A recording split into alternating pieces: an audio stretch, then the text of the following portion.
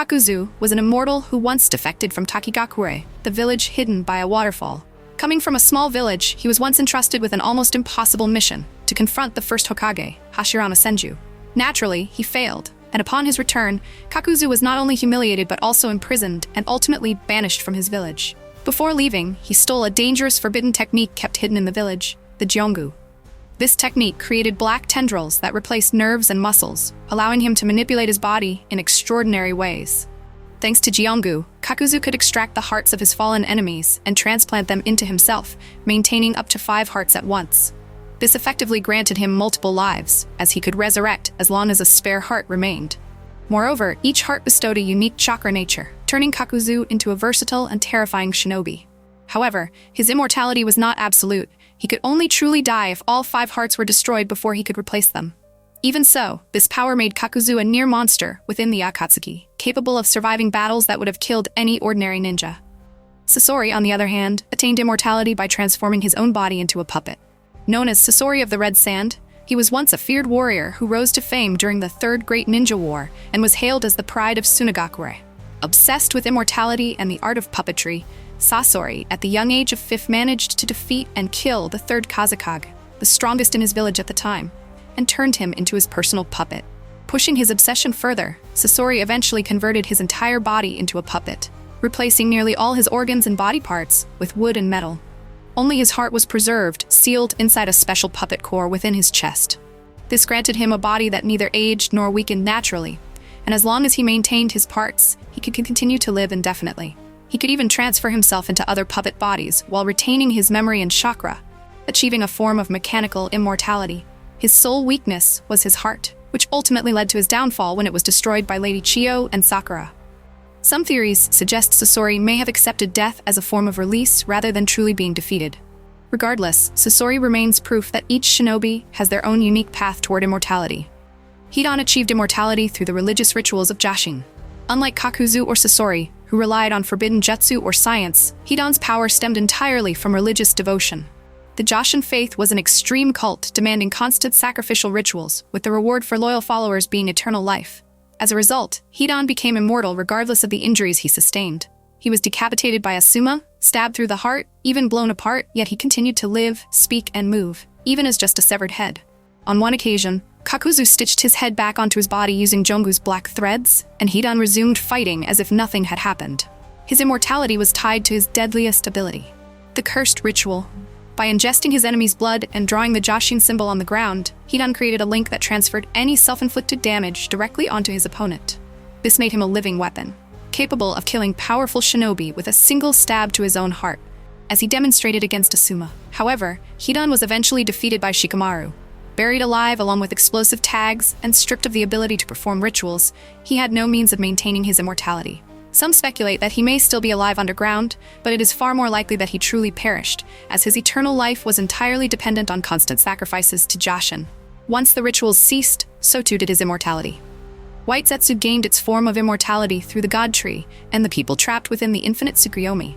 They were artificial soldiers, created from the fusion of Hashirama Senju's DNA with Kaguya's chakra. As a result, White Zetsu possessed near-immortal traits. They did not age, did not fall ill, and could regenerate at extraordinary speed. Furthermore, they could multiply in massive numbers and endure for centuries. Even by the end of the Fourth Great Ninja War, some White Zetsu were still alive, and traces of them were discovered even in the Boruto era. What made this form of immortality unique was that it did not reside in the individual, but in the collective. As long as the God Tree's chakra remained, the creation of more White Zetsu was always possible. This was precisely why Obito used the White Zetsu army as his weapon during the Fourth Great Ninja War. Tens of thousands of them, combined with Obito's power, became a monumental threat. Still, White Zetsu were not truly powerful. Their danger lay solely in their numbers. This meant that if left unchecked, they could persist indefinitely, but once targeted, they were easily destroyed. Orochimaru achieved his form of immortality through the soul transfer technique. As a shinobi who craved immortality more than anyone, he quickly realized that human life was far too short to achieve his ambition, to learn and master every existing jutsu in the world. For this reason, Orochimaru devised at least 2 methods to extend his life: the Cursed Seal and the Soul Transfer Technique. Through the Cursed Seal, he implanted a mark into promising shinobi, enhancing their power while leaving behind fragments of his own consciousness and DNA. This allowed him to revive himself even if his main body was destroyed, by resurrecting through a host bearing the seal. This was demonstrated during the Fourth Great Ninja War, when Sasuke used Anko's seal to bring Orochimaru back, despite Orochimaru previously being sealed away by Itachi's Totsuka blade. Upon his return, Orochimaru not only retained his intellect, but also exhibited greater stability in his power. Meanwhile, the soul transfer technique, Fushi Tensei, was his most infamous jutsu, tied to immortality. It enabled Orochimaru to shift his soul into another body, retaining all his memories and skills, while absorbing the host's abilities as well. However, the new host body would quickly deteriorate, as Orochimaru's overwhelming soul eroded it, drastically shortening its lifespan. This forced him into a constant search for stronger hosts capable of containing his immense chakra and spirit. Due to this limitation, Orochimaru could not utilize Sage Mode or awaken the Rinnegan, as no host body was capable of withstanding such overwhelming power. Nevertheless, through these methods, Orochimaru returned time and again despite being killed, whether through the cursed seal, lingering DNA, or his soul transfer. Ultimately, he became the prime example of artificial immortality in the Naruto world, an immortality achieved through science and technique rather than pure natural power. Kaguya Otsutsuki attained immortality after consuming the fruit of the god tree in ancient times, granting her immense power and nearly limitless chakra. Because of this, Kaguya became immortal, unaffected by time, aging, or ordinary attacks. The only way to defeat her was through sealing, not killing. This was why Hagoromo and Hamura sealed her away in the past, and later, Naruto and Sasuke did the same at the end of Naruto Shippuden. In truth, Kaguya never died. She could only be imprisoned, for her power was far too overwhelming. Momoshiki Otsutsuki achieved immortality through the Karma Seal, a unique mark that stores his consciousness, chakra, and power as data within the body of the person who defeated him. At the brink of death, Momoshiki could transfer his essence into the host bearing the seal, resurrecting himself within that body and effectively turning the host into a Jinchuriki for the Otsutsuki. This is exactly what happened with Boruto. After Boruto defeated him, Momoshiki managed to carve the karma into Boruto's body, forcing Boruto to share his consciousness with him. At times, Boruto even transformed into Borushiki, a state in which Momoshiki seized control of his body. Later, when Kawaki killed Boruto, Momoshiki was compelled to use all of the stored karma data to resurrect Boruto, thereby saving both of them. As a result, Momoshiki lost his ability to take over Boruto's body permanently, but he continued to exist within Boruto's subconscious. In addition, both Code and Kawaki possess karma as well, but their marks differ from Boruto's. Theirs are artificial karma created by Amado, intended to make them vessels for Ishiki. However, since Ishiki had already died completely, reduced to nothing but ash, he no longer exists within the karma of either Code or Kawaki. Uchiha Madara was the first shinobi to come closest to true immortality. After his battle with Hashirama, despite being gravely injured, Madara survived. By implanting Hashirama's cells into his body, he gained immense chakra reserves, which prolonged his life and even awakened the Rinnegan.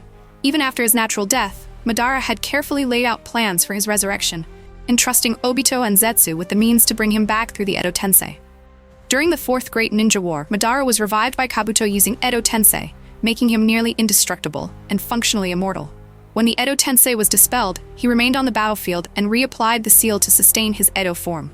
Soon after, Madara manipulated Obito's Rinnegan to perform the Rinne Tensei, reviving himself in the flesh. At this point, his power grew even further. After absorbing all 9-tailed beasts and becoming the Jinchuriki of the 10 tails, Madara entered the Sage of Six Paths state, granting him the ability to regenerate even from fatal injuries. Not even Maito Gai, fighting at full power with the 8th gate released, could kill him. Instead, Madara regenerated his body while laughing maniacally, proving that his strength rivaled that of Kaguya. If not for Black Zetsu's betrayal, using him as a vessel to resurrect Kaguya, Madara would likely have become the new immortal god of the shinobi world, potentially seizing ultimate victory. It is also worth mentioning Edo Tensei itself, a renowned form of immortal ninjutsu. Originally developed by Tobirama and later perfected by Orochimaru and Kabuto, the technique revives the dead in a state of near immortality, with infinite chakra and endless regeneration. The only true weaknesses of Edo Tensei are that the jutsu ends if the caster dies, or that the summoned souls can be sealed away using specific talismans. Naraka represents a unique form of immortality. The 6 Paths of Pain's bodies are essentially corpses, remotely controlled through the Rinnegan. But thanks to the King of Hell summoned from Naraka, Nagato can fully restore any body that has been damaged or destroyed.